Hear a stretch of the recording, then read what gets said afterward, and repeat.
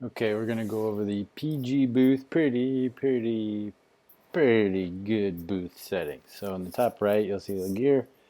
Tap that guy, and here you see a whole slew of options. We're gonna go over starting with the strip layout settings.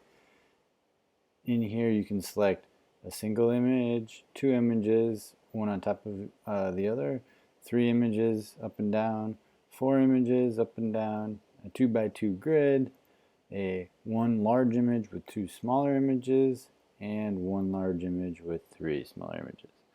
And as you select these, you may want to see in more detail. So if you go to the top right corner, you see the little strip with the magnifying glass on it. That'll give you a little preview of what it might look like. And this also includes other settings that we're going to go over. They update in here as well.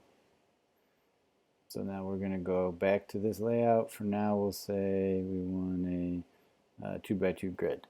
And then we're going to go back to our settings in here. And the main things you're going to probably want to focus on is the basic settings and the photo strip settings. So let's go over basic settings. Here you have your intro countdown, which is the amount of time it counts down before the booth starts. And then there's the seconds between shots timer, which you can set between, I believe, 0 or 1 and 5, and that is the amount of seconds between each shot.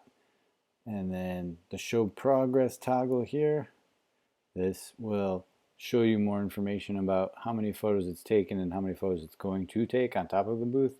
If you want that information to show up, turn it on. If you don't, turn it off. And the play completion sound will play a little jingle when the booth's done. If this is turned off, it won't play anything when it's done. Then there's this show tap to start text on the booth, and if this is on, there'll be a large overlay on the booth that says tap here to start, and if this is off, that won't be there. Then there's the show start button on booth, which is the little white circle on the bottom middle of the booth, and that's essentially the start button as well. So you can have both on or one off, but you need one of them to be on, or else you can't start your booth unless you have a remote connected, and I didn't want to get confusing with allowing both these to be off. So now beyond that, we have our countdown settings, which is where you can use a beep, so it'll go beep, beep, beep with each second as it counts down, or you can use a voice where it'll say 1, 0, boop, and take a picture. And then there's show countdown on top of booth. If this is on, then you'll see the numbers counting down like 5, 4, 3. You'll actually see those numbers show up on the screen, and they're large and centered. And then if that's turned off, that also won't. And then there's the remote connection, which if you turn it on and you have PG Booth running on a second device, then it can connect to the booth and remote start it. And the booth name is something that allows you to see the booth you want to connect to. So if you want to, for some reason, have multiple booths running on the same Wi-Fi network, they should be named differently. And then there's the quality settings, which it's a little deceiving because it's not really quality, it's more the size than it is the quality.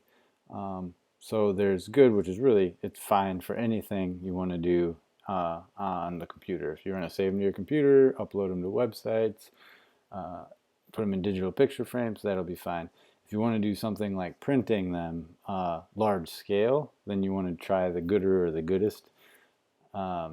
If you're printing out small strips, like the strips you normally see being printed out from photo booths, good is more than fine for that. Those images are 4 or 5 times the size that is needed for that. But if you wanted to print out something that was 8 by 11 or something even larger, then you're going to want to up the settings. And then there's the live feed settings. Live feed settings is a new functionality I've added. A lot of these are new functionality that I've added, but this was a new one that I wanted to test.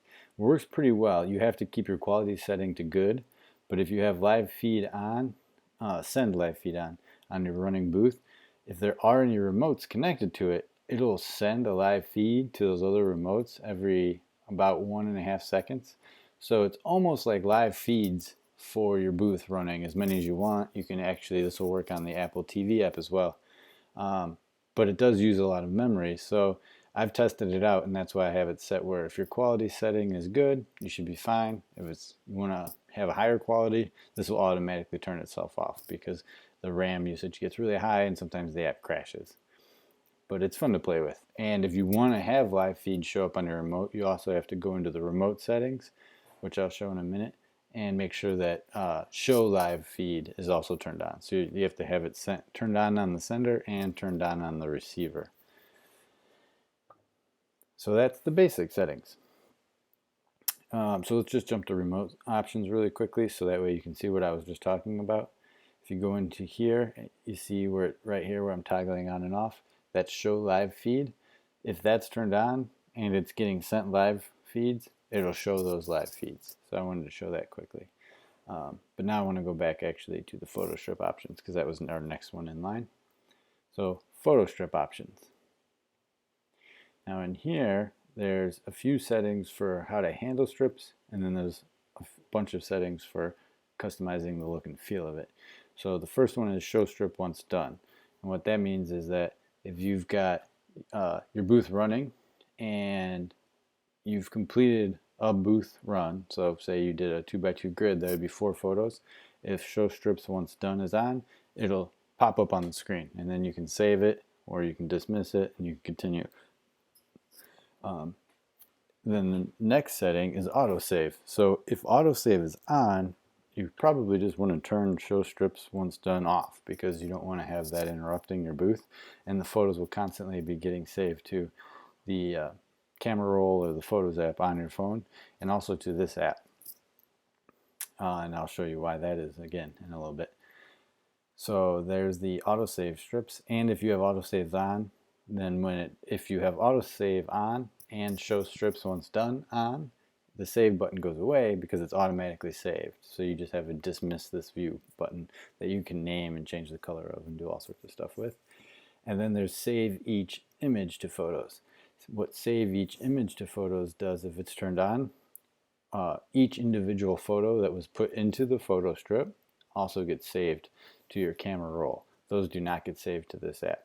So that's just in case you want each individual photo as well. You can turn that on. It's going to be a lot of images if you're going to take several strips, so I generally leave it off, but there are some cases where I thought it might be nice to have, so you can just leave that on in that case. So then there's the details of the photo strip. So here I've got title for photo strip, and it's empty, and as it says right there, if it's empty, no title will be added. And now if we tap our top right preview button, you'll see here there's no title on this strip. But if we go back and we say my cool strip, and we say that's what I want the title of my strip to be, and we go back here, you'll see at the bottom there, very small, it says my cool strip. So now it's really small, so you can see because you have a 2x2 grid that's pretty wide, and you're going to fit, you can fit a lot of text in that width. So then what I did here is I added the ability to up the font size. So if we go up to say 40 and then we preview, oops, sorry, there we go, and we go to preview, it should be bigger, but it is not.